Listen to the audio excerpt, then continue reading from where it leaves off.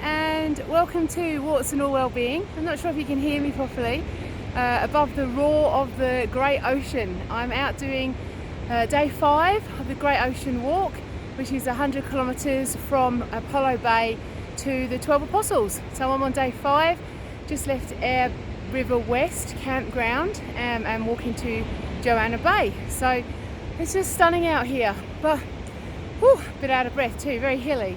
What I just wanted to share today though was a wellbeing strategy that I'm really conscious of as I'm out walking, and that is around the negativity bias. Now that might sound a bit odd considering that I'm in this amazing place. I mean, look at that, woohoo, it's just phenomenal. And yet the negativity bias is something that I'm really conscious of having. So in a nutshell, negativity bias is this kind of inbuilt wiring that we have as human beings to constantly be scanning and looking for the things that could go wrong. That's kind of how we survived. So I'm out here walking in this amazing, beautiful place. Also really conscious that the track, I don't know if you can see it behind me there, it's actually quite narrow. And so I'm on the lookout constantly for snakes because that's a real danger.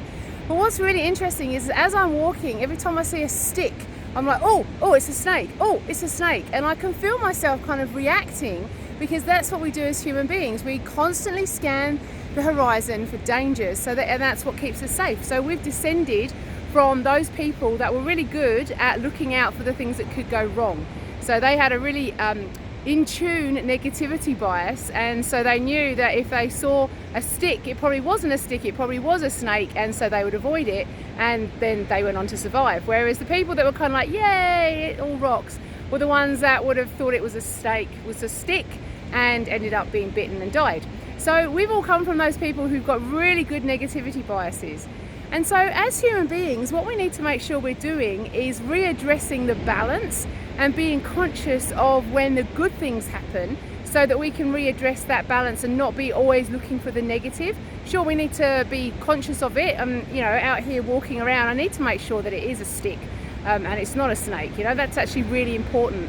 But I guess it's just highlighted how easily it is for us to go into that negativity bias search for the things that are wrong, and to actively be deliberate and intentional about finding the things that are good and right, so that we don't end up with this false perception of the world that it's actually this big, evil, bad place. When actually, yes, there is evil, big, bad things in it, but there's also an awful lot of good.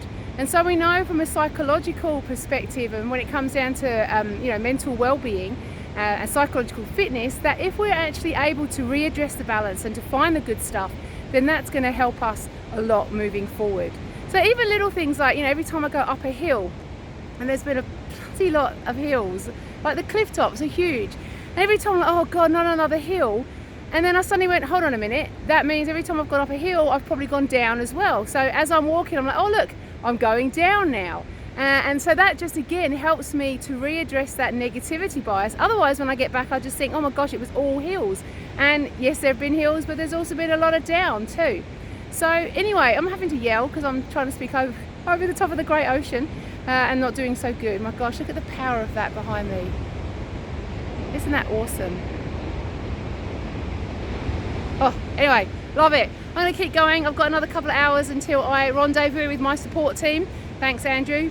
And whatever you're doing, hope you're traveling well. Bye.